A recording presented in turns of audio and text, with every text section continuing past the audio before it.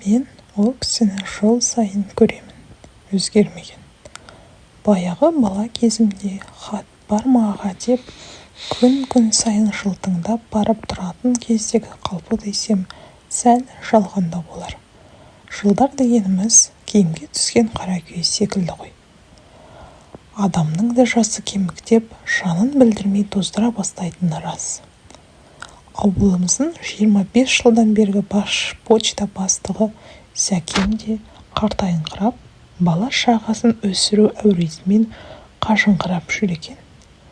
Табиғатынан салмақты, көпіртіп көп сөйлемейтін, ал анда-санда ұрттап алса ауыздағы сөз аяқтыға жол бермейтін, көп күлмейтін, зәумен бір күлсе ішек-шілесі қатып, жас балаша мәз болатын.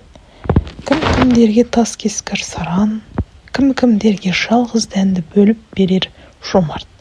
Кеңсесінде отырған кезде алдына келсе тістеп, артына келсе тебетін кезеп, құмыр жалғанда қара бақырдан қардай жібермейтін сауысқаннан сақ, үй шаруасының қиюын қашырып алар олақ.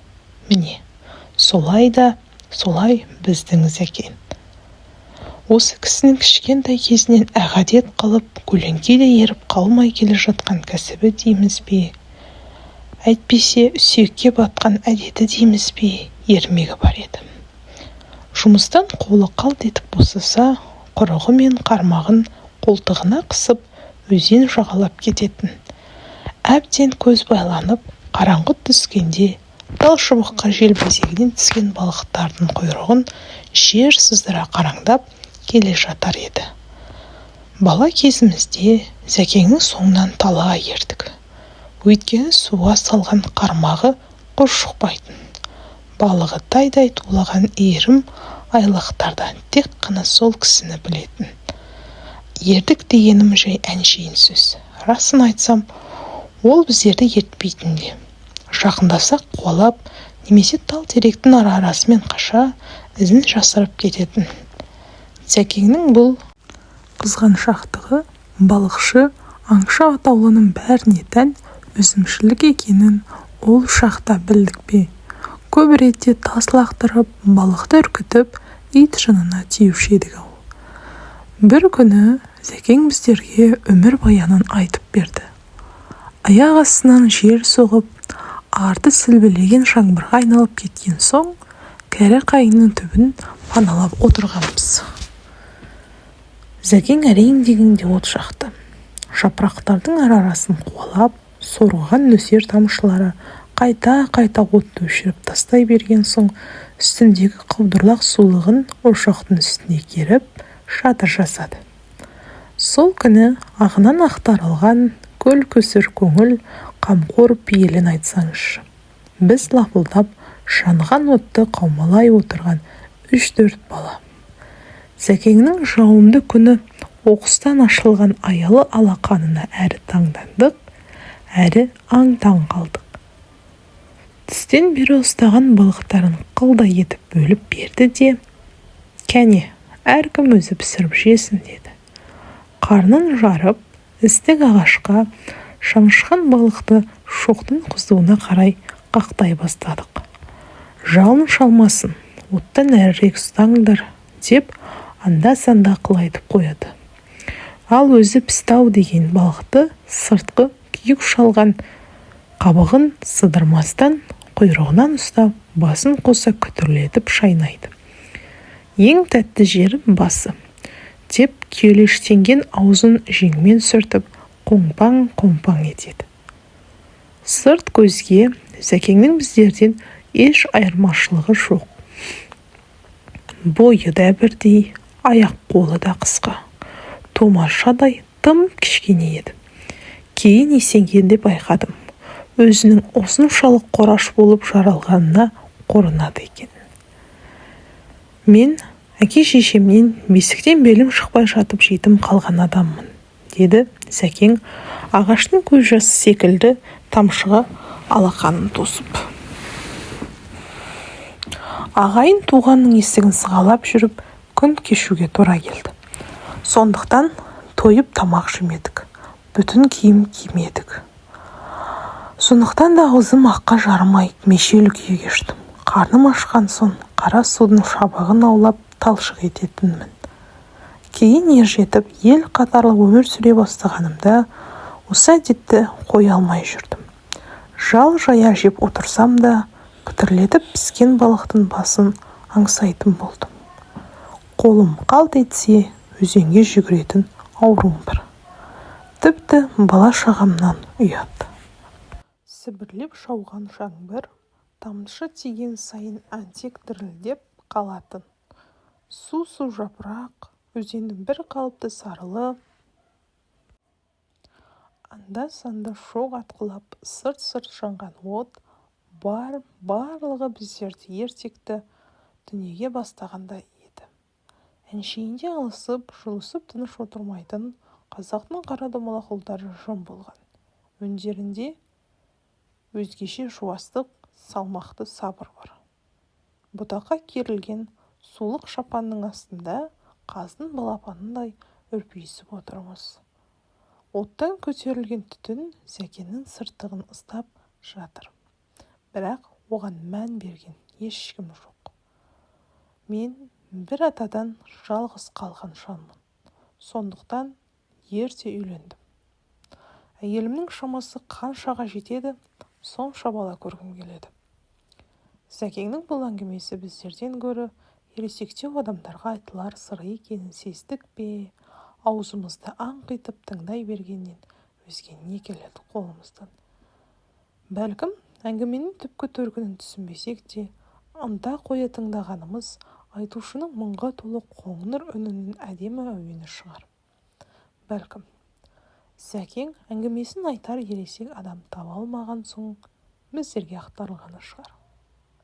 Тіпті ауылдағы үлкен кісілер Зәкеңді күні бүгінге дейін менсініп, жігіт ағасы қосқанын естіп көргенім жоқ. Қайсы бірі де «әй бала» деп арқасынан қағатын, «өй қашан ержетесің» деп кекете қарқ-қарқ күлетін. Алайда ондай аспансыған ағайынды кісі қатарына балап, елеп ескерген емес.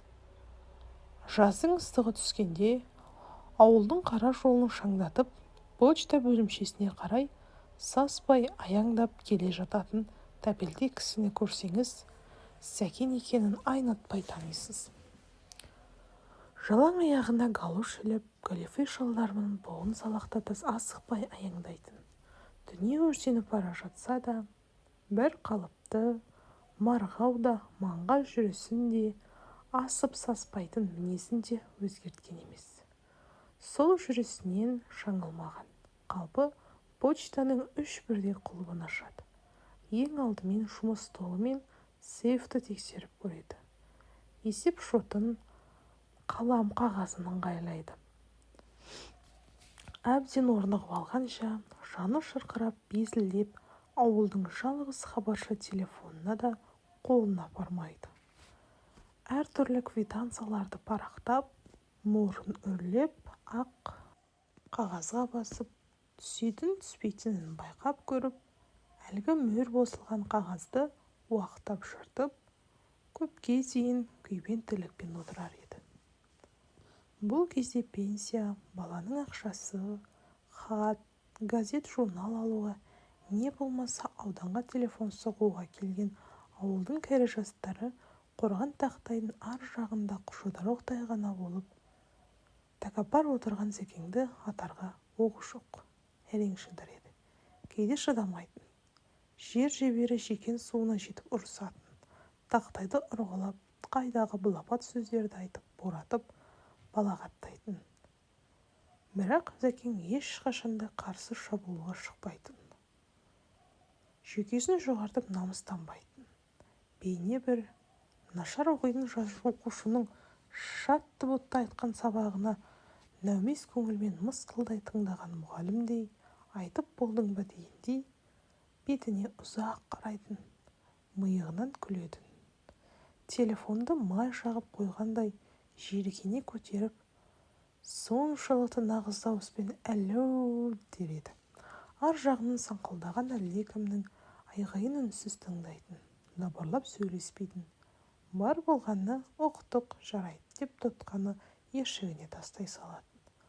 Ауылдастарының міністір болатын адам дейтін осындай қылығынан қайдан білейік. Ауылда арқандалып қалмай, ұзап жайылса, министр болары рас шығар. Бұл дүниеде адам жанының қалтарысын түгел білемін дейтін көріпкел тумаған шығар. Әйтпесе, біздің ағамыздың түске дейін мүйіз, түстен кейін киіз, аумалы төкпелі мінезін қаншалықты ұққан, соған үйренген сайын, соғұрлым түсініксіз жат қылықтарын шуатылған қыл арқаны ұшығынан ұстатпайтыны қалай айталық. Сәкең оқта-текте шахмат ойнай қалса, қарсыласын ылғи да қашап, ата-бабасының байқамай жіберіп алған осалдықтарын тізбелейді де отырады. Ол кішіні ешқашанда жеңемін деп ойламайтын. Тіпті өзі күшін басым болған жағдайда қиыннан қиыстыра тең ойға келісетін. Немесе қарсыласының үстемдік ала бастағанын сезсе, неше жашайықшы деп жатып келіп шабысатын. Біреудің жегеннен жек көретін нәрсем жоқ дейтіні сондықтан шығар. Тепе-теңдікті жақсы көреді. Сынаптай толқып тұрар, біреу түсініп, біреу түсінбес, мінез ұшпаққа шығармасын да біледі. Ширек ғасырдан бері үстінен түскен томалағы бар. Томалақ емесі бар арыздарды жинап терсе, 2-3 томға жетіп қалар еді. Рас. Дегенмен, Сәкеңнен қателік табар әулие әзірше жаратылмапты. Ауылдағы атқа мінерлер мен сауаты барлардан аса алмай жүрген тауы, ата алмай жүрген шауы, ала алмай жүрген жалғыз-ақ шебі бар. Ол Сәкеңді қалай почтаның бастығынан түсіру. Әттең, осы қызыл көз бәледен құтылса, соңғы 5-6 жылда кенезесі кеуіп, безеріп тұратын, аспаннан ағыл-тегіл жаңбыр жауатын секілді. Құрғақшылықтан құтылып, айран асыр байлыққа кенелетін секілді. Қырсыққанда Сәкең күн өткен сайын мығым, әрі сақ. Ал Алтайдың аспаны болса жарықтық суалып ақ тұр. Ауданнан сонау облыстан тексеру келген сайын ауылда сыпсың өсек тарайды. Дәл осы жолы сайтан болып кетсе де мұрттай ұшар деген желікті үміттің жетегіндей желдей есереді. Амал не? Ертеңінде бір дорба кілтін сылдырлатып, почтаға қарай асықпай аяңдап бара жатқан Сәкеңді тағы көріп, маңдайлары тасқа соғылар еді. 50-ге келген жасына дейін тірі жанның ала жібін аттамаса да, көзге шыққан сүйелдей бүкіл ауыл адамдарының өлердей өштесетін мүлдем түсініксіз. Бәлкім, адал болған соң су қандары сүймес, әлде мінезінен бе еген. Сентябрь айының аяқ шені еді. Күздің тамылжыған әдемі шағы. Шаруаның етек-жеңі жинақталып, жұрттың ермек іздеп ерге бастаған бейбітте берекелі күндерінің бірі. Біздің Сәкенде қораға шөбін жеткізіп алған. Елмен көрген ұлы той. Кеше-кешке көршінің баласы үйленіп, қолдан ашылған сарадан біраз сілтеңкіреп алып еді. Таңға жуық басы сынып, қатты ауырды. Ыдыс-аяқты сылдырлатып сусын іздеді. Әйелі оянды. Өк қарасан деді, көзін жұмып жатқан қалпы. Өгің не? Деді Сәкең таңдана. Үйге сиыр кетіп кеткен шығар десем, сен екенсің ғой деді. Өй, сиыр мендей үлкен емес шығар, тайынша шығармын деді. Түк те ашуланған жоқ. Ашылыңқырап қалған балалардың үстін көрпемен жауып. Бірақ көпке дейін ұйықтай алмады. Әттең, балыққа барар ма еді деп ойлады. Осы кезде үй дүрсілдеп есік қоя берді.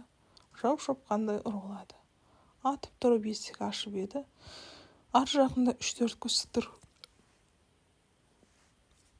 Оның танығаны аудандық байланыс торабының бастығы. Қалғандарын шырамат алмады. Не керек деді сендерге? Еснеп, түйеден түскендей сөзге қасындағы бөтен адамдар болмаса, өз бастығы шам шақырмайтын. Сәкеңнің мінезіне әбден тойған. Кейін почтаны тексереміз деді асықтырып. Жұмыс уақыты басталғалы 3 сағат бар. Жігітім, кергіме тез кейін, бізге ер, деді бөтен кісі. Әй, сен кімсің? Кім екенімді почтаға барған соң білесің. Бұл кісі облыстық байланыс басқармасынан, деді өз бастығы бір қызарып, бір сазарып. Тегі Сәкең үшін өзі алып тұрғандай. Жарайды, ендеше почта танысайық, деді де асықпай киініп, кілттерін сылдырлатып, сыртқа шықты. Сәкеңді ұзақ әрі мұқият тексерді. Көлденең көзге бөлінбегенімен, почта бөлімшесінің ұсақ-түйек шаруасынан көп зат жоқ. Пенсия, баланың ақшасы, жан-жаққа жолданған, жан-жақтан келген ақша. Дүкеннің барлық тағысы осы почтаға өткерілетін. Есебін табамын десе, алақандай почтадан 2 асауға болар еді. Ана бір жылы көрші ауылдағы байланысшы өлген кемпірдің пенсиясын жарты жыл бойы өзі пайдаланып жүріпті. Құдай сақтасын. Сонымен не керек? Түске дейін созылған тексерудің қорытындысы Сәкеңнің есебіндегі мыңдаған сом жұмыстан небәрі 5 тиын жетпей қалыпты. Міне тазалық, әділдік деп осыны айтты. Ауылдағы бастығы алақанын шапалақтап қуанды. Аудандағы бастық әйел адам еді. Сәкеңнің сауысқан шоқығандай шұрық-шұрық бетінен сүйіп алды. Облыстан келгендер алғашқы әзірей қалпын өзгерткен. Күліп, молодец деп арқасынан қақты. Ал Сәкең болса қабағынан қар жауып, 2 шекесін қос қолдап қысқан күйі өң жоқ, түс жоқ, сұлық отыр, қуанбады. Атаңа нәлет-ай, қай жерден жібердім қателікті. Қандай қателік деп бастығы таңдана сұрады. 5 тиынды айтам. Да ну, деді облыстық тексеруші қолын серпеп. 5 тиын 500 сом емес қой. Қой, тіпті 5 сом болса да бір сәрі. Құны жоқ нәрсеге қайғырам екен кісі. Так держать. Мен үшін құнсыз еш нәрсе жоқ. 25 жылдан бері тұңғыш рет 5 тиын қате жібердім. Ертең ауылдастарым, бала шағамның бетіне қалай қараймын? Пәленің барлығы осы 5 тиыннан басталмай ма? Атаңа нәлет-ай, қайда жібердім? Неге қара басты мені? Сұңғылдап түрмеге қамалатындай зар еңіреп отырды. Сәкеңнің бұл қызылығы әдейіге жорыған тексерушілер иықтарын қиқаңдата есікке беттей келген кезде Сәкең саңқ етіп атып тұрған. Таптым. Нені? 5 тиынды. Жүгіріп есік алдына шықты да қолына балта ұстап тез қайта оралды. Тексерушілер сескенесе жалыстап, үдірейе қарап. Оның не істегелі жүргенінен хабар жоқ. Сәкең жұмыс столы тұрған тұстың тақтайын балтаның жүзін салып қопарып қалды да саңылаудан қол жүгіртті.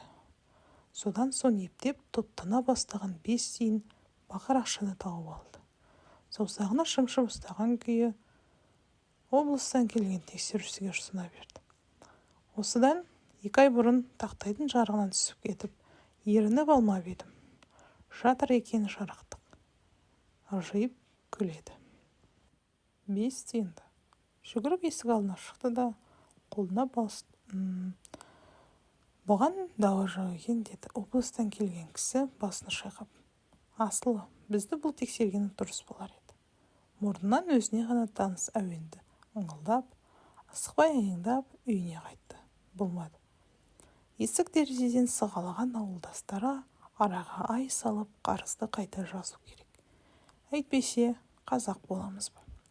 Кейін бір сұрағанымда Сәкең айтты. Маған қателесуге болмайды. Өйткені 11 балам бар.